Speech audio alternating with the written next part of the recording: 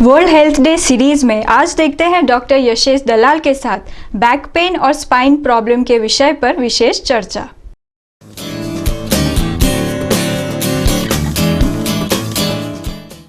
वैसे तो हमारे बॉडी के सभी पार्ट्स इम्पॉर्टेंट होते हैं, लेकिन सबसे इम्पॉर्टेंट जो पार्ट है वो होता है बैक पोर्शन यानी स्पाइनल कॉर्ड। स्पाइनल कॉर्ड हमें सपोर्ट देता है, हमारी बॉडी को सपोर्ट देता है एंड प्लस उसका दूसरा इम्पॉर्टेंट रोल ये है कि वो डायरेक्टली ब्रेन से कनेक्टेड है। Brain is the most important part of the body और उससे स्पाइनल कॉर्ड कनेक्टेड है। तो इसी मुद्दे पे आज हम बात करेंगे डॉक्टर यशेश दलाल से, जिन्होंने अपनी पढ़ाई नेशनल इंस्टीट्यूट त्रिवेंद्रम में की है। MS MCH उनकी डिग्री है और सृष्टिल हॉस्पिटल में वो 17 ईयर्स से प्रैक्टिस कर रहे हैं। उन्होंने more than 5000 neuro and spine surgeries की हैं। सर, सबसे पहले मैं ये पूछना चाहूँगी कि back pain and spine problems का होने का मुख्य कारण क्या होता है? आपने बहुत अच्छा प्रश्न किया। हर व्यक्ति के जीवन में बैक पेन कभी ना कभी होता है। ऐसा कोई भी व्यक्ति नहीं होता जिसको कभी बैक पेन ना हुआ हो। और बैक पेन का मुख्य वजह जो है वो अपना रोज़ का जो कमर का इस्तेमाल करने का ढंग है उसमें गलतियाँ, यानी आप गलत तरीके से बैठते हैं, गलत तरीके से खड़े रहते हैं, झुक के काम करते हैं, आप वज़न उठाते हैं, आपकी कमर की जो ताकत है उससे ज़्यादा वज़न उठा लेते हैं। ये सब वजह जो होती है जो रोज़ कमर को थोड़ा डैमेज करती है और उसकी वजह से आगे जाके बैक पेन आती है। इसके अलावा बैक पेन 80 से 90% में यही वजह है। इससे अलावा जो बैक पेन कभी कभी होती है वो कभी चोट आने से होती है, गिर गए, एक्सीडेंट हुआ तो उससे बैक पेन होती है। कुछ रोग है जैसे TB है, कैंसर की बीमारी है, जो बैक की रीढ़ की हड्डी को जब उसका असर होता है तब बैक पेन होती है। तो ज़्यादातर केस में बैक पेन हमारी गलतियां से होती है, ये जानना बहुत ज़रूरी है। सर, इन बीमारियों के सिम्टम्स क्या होते हैं और डायग्नोसिस के लिए क्या ज़रूरी है? इसमें सबसे पहला सिम्टम जो होता है वो कमर का दर्द आना, या अगर गर्दन का प्रॉब्लम है तो गर्दन का दर्द आना। ये शुरुआत में सबसे पहला और जिसको हम बोलेंगे वार्निंग सिम्टम है। और ये सिम्टम की सिवियरिटी कम से बहुत ज़्यादा तक होती है। जैसे जैसे पेन बढ़ता जाता है पीछे के मसल्स आगे जाके स्पाज़म में यानी कि टाइट हो जाते हैं और पेशेंट को टाइटनेस का फीलिंग आता है। और इसके अलावा ये दर्द चालू रहने से पेशेंट धीरे उनको दिमागी हालत, टेंशन आने से साइकोलॉजिकल सिम्टम्स आने लगते हैं, जैसे नींद ना आना, घबराहट लगना, बार चौंक जाना, फिर कमर के दर्द के अलावा शरीर में सर दर्द आ जाना वगैरह एंग्जाइटी के सिम्टम्स आने लगते हैं। जब प्रॉब्लम और बढ़ती है तो कुछ ना कुछ कमर की जो रचना है उसमें से स्लिप होता है, ज़्यादातर स्लिप डिस्क होती है। और तब सबसे महत्वपूर्ण सिम्टम जो आता है जो बोलते हैं सायटिका, बॉडी का पोस्चर है। वो हम कैसे संभालते हैं वो पोस्चर के लिए पूरा स्पाइनल कॉर्ड बोलते हैं। This is spinal column. ये पूरा बैक मसल का स्ट्रक्चर है। बैक पेन ये सब इसकी वजह से, मसल्स के वजह से। हाँ, मसल्स की वजह से ज़्यादातर बैक पेन।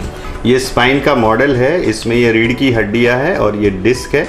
ये पीछे से हमारी बहुत इंपॉर्टेंट स्ट्रक्चर जो मैं पेशेंट को बोलता हूँ कंसील्ड वायरिंग, तो ये है जो नर्व्स है जो ब्रेन से निकलती है।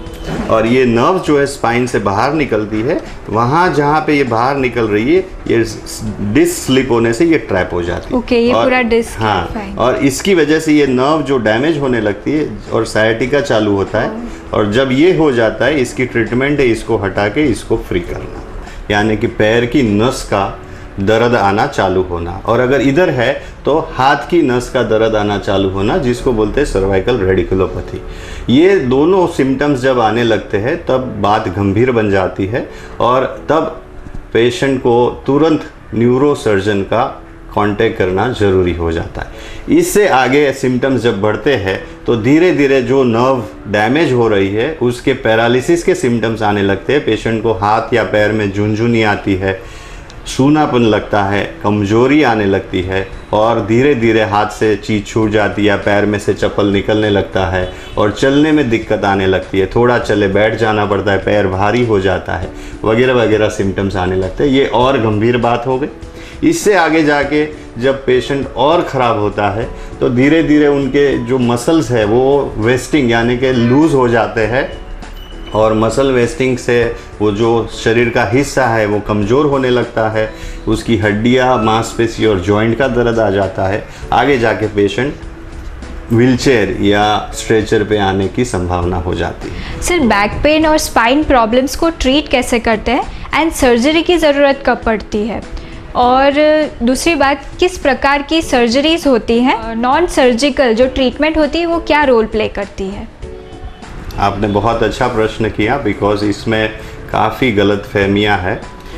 जब पेशेंट को सिर्फ बैक पेन है या नेक पेन है, उसकी प्राइमरी एंड बेसिक ट्रीटमेंट है नॉन सर्जिकल, और इस समय पेशेंट को सबसे ज़्यादा ज़रूरत है वो ये है कि उसकी कमर या नेक को सपोर्ट मिले, रेस्ट मिले और ज़रूरी दवाइयाँ मिले, जो कोई भी पेन किलर्स देने से इनफ है। ये समय पे एक्सरसाइज करना गलत है। जो ज़्यादातर के पेशेंट को एडवाइस किया जाता है, एक्सरसाइज करने से पेन बढ़ जाता है। जब पेन ख़त्म हो जाता है या 90% कम है, उसके बाद एक्सरसाइज करना ज़रूरी है। सो ये एक महत्वपूर्ण बात है कि जब सिर्फ बैक पेन है या नेक पेन है, द ट्रीटमेंट इज़ कंजर्वेटिव। इसके नेक्स्ट स्टेप में जब पेशेंट को सायाटिका पेन होता है, या जब पेशेंट को हाथ में दर्द आने लगता है, या पेशेंट को न्यूरोलॉजिकल डेफिसिट यानी कि कोई भी न्यूरोलॉजिकल सिम्टम आना चालू हो जाता है, तब ये बहुत ज़रूरी है कि ये पेशेंट को अच्छी तरह से असेसमेंट किया जाए। ये सब पेशेंट न्यूरोसर्जन के पास आना ज़रूरी है। हमारे पास पेशेंट बहुत लेट आते हैं और इसकी वजह काफ़ी गलतफहमियां हैं। तो ये पेशेंट हमारे पास जब आता है तो उनको क्लिनिकली असेस करके, एमआरआई करके जब हम तय करते हैं कि इसकी नर्व जो है वो डैमेज हो रही है, तब उसको सर्जरी बिल्कुल आवश्यक है। स्पाइन सर्जरी के बारे में सर काफ़ी गलत फहमियाँ हैं और काफ़ी ज़्यादा खौफ है लोगों में, तो इसकी वजह क्या है और इस पे आप क्या मैसेज देना चाहेंगे? आपने बहुत ही इम्पॉर्टेंट क्वेश्चन मुझे पूछा है। ये रोज़ मेरे कंसल्टिंग में मैं हर पेशेंट को ये आंसर देता हूँ, और इसकी वजह यह है कि स्पाइन के बारे में पूरे दुनिया में बहुत सारी गलतफहमियाँ हैं। इसकी अहम वजह यह है कि आज से 15-20 साल पहले एमआरआई, अच्छे इन्वेस्टिगेशन नहीं थे, स्पाइन के डायग्नोसिस में कमियां थी और ट्रीटमेंट मोडालिटी में भी कमियां थी, और न्यूरोसर्जन की उपलब्धि नहीं थी। ये ट्रेडिशनली ऑर्थोपेडिक सर्जन इसको काफ़ी समय से अच्छी तरह से ट्रीट कर रहे थे, लेकिन उनके हाथ में जो नॉलेज बेस और इन्वेस्टिगेशन फैसिलिटी जो थी वो कम थी। तो पुराने समय में इससे दर्दी को अच्छा रिजल्ट न मिलने से काफ़ी गलतफहमियां समाज में आ गई। अभी ये धीरे धीरे बदल रहा है। पहली गलतफहमी ये है कि स्पाइन यानी कि हड्डी का प्रॉब्लम। ज़्यादातर स्पाइन के केस में न्यूरोसर्जिकल असेसमेंट और ट्रीटमेंट बहुत ज़रूरी है, क्योंकि ये पूरा फोकस है नर्व को बचाने के लिए है। जैसे वायरिंग का फॉल्ट है और वायरिंग का फॉल्ट निकालने के लिए वायरमैन चाहिए, वैसे हम वायरमैन हैं तो वायरमैन की ज़रूरत पड़ती है। ये पहली बात है। दूसरी बात ये है कि ज़्यादातर पेशेंट को ये बोला जाता है कि surgery is a last resort. ये बहुत गलत है, क्योंकि जब सर्जरी ज़रूरत है, जब नर्व डैमेज हो रही है, तब surgery becomes the first choice. ये वजह ये है कि ये जो दिमाग की नसें हैं वो इतनी नाजुक है कि उसकी जो भी डैमेज हो गई है वो सर्जरी के बाद वो डैमेज रिकवर करना मुश्किल है, क्योंकि नर्व्स दोबारा ग्रो नहीं होते। ये नर्व रिपेरेबल नहीं है, ये सिर्फ बचाए जा सकते हैं। तो ये नर्व को जितना टाइम पे बचाए उतना सर्जरी का रिजल्ट अच्छा है। सर, ये बीमारी से प्रिवेंशन कैसे लिया जाए और वर्ल्ड हेल्थ डे पर आप क्या मैसेज देना चाहेंगे हमारे दर्शकों को? मैं रोज़ पेशेंट और उनके रिलेटिव्स को बोलता हूँ कि आप बीमारी लेके आते हैं, मेरे पास ये कभी कोई नहीं आता मुझे बैक पेन ना हो वो सिखाए, या ऐसा कोई कंसल्टेशन मैंने नहीं किया कि पेशेंट मेरे पास आता है पूछने के लिए कि मुझे स्लिप डिस्क ना हो जाए, उसके लिए मुझे क्या करना चाहिए। सबसे पहली बात है कि हमने एक बहुत अच्छा चार्ट बनाया है। ये चार्ट हर पेशेंट को मैं देता हूँ, मेरे अस्पताल में हर जगह लगे हुए हैं, कि आपको कमर के प्रॉब्लम्स और गर्दन के प्रॉब्लम से दूर रहने के लिए क्या क्या आपकी लाइफस्टाइल मैनेजमेंट, जो बोलते हैं लाइफस्टाइल मैनेजमेंट, इसमें किस तरह से बैठना चाहिए, किस तरह से काम करना चाहिए, क्या करना चाहिए, क्या न करना चाहिए, सब कुछ लिखा हुआ है। अगर आप ये फॉलो करेंगे तो आपको बैक पेन आने की संभावना बहुत कम है। एट द एज ऑफ 25-30 हर आदमी को बैक डिसिप्लिन और नेक डिसिप्लिन सीखना ज़रूरी है।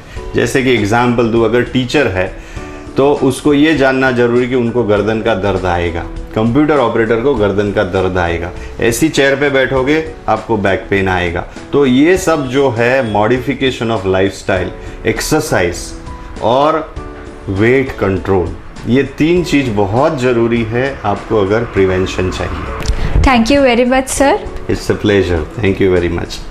तो आज हमने बात की back pain and spine problems के बारे में और हमें बहुत अच्छी इन्फॉर्मेशन दी डॉक्टर यशेश दलाल ने।